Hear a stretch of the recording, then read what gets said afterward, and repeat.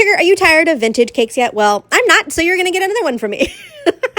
This one was actually pretty cool in the details because there was a lot of elements that I piped on this that I've never done before, so that was pretty cool. Now, this cake I originally frosted white because I forgot what color it was supposed to be, and once I realized it was supposed to be pink, I thought, yeah, no problem, I'll just add a thin layer of pink. But for some reason, every time I went around that curve, yep, that one right there, I kept messing it up, and I don't know if I was just using too much pressure, but literally, I was consistently messing it up, and I'm going to do it again here, and yeah, I pretty much wanted to scream.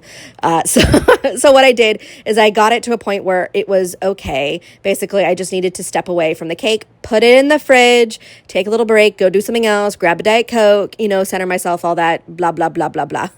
And then once it had firmed up, I could tackle it again. So this time, just putting a super thin layer of buttercream where it needed it and just smoothing things out. Now, the details on this cake were piped with pink buttercream, red buttercream, and white. I don't know if you know this, but I use Swiss buttercream for all of my buttercream. That's the only buttercream I use now. I recently got rid of American buttercream even in my fillings. So this makes it easier and more streamlined for me. I can talk more about that if you have questions because, yeah, my business is going through yet another transition. Woo! Okay, back to this cake. So it's got some pretty classic, ruffle swags, but then it has these drop circles, drop strings, but they're not. I know it exists on ribbon, and I was a cashier at Michael's, so I should know what those are called. Like, I've seen them on ribbon, but if you can tell me what those little loopy things are, let me know. And then I used my leaf or ruffle tip to pipe that bigger pink one, this one right here, and then the red one. But now with this bigger pink one, I'm going to add this red string almost like they're being tied together. And here's where I was thinking, like, am I doing this right? Because I've never done this before, but the inspiration picture had it and I thought it was so cool. And once it's all done, you can really get the full effect where it looks like it has been tied together to give it that ruffle.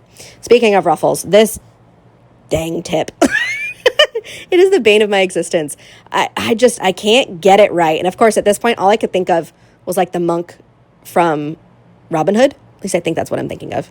All right, and then I added my big border, which was a little bit more inside than I wanted, but anyways, it functioned. And then I'm going to print Miss Betty Boop herself on a piece of fondant with my edible printer, Eddie. It's a direct-to-food printer, which is pretty cool.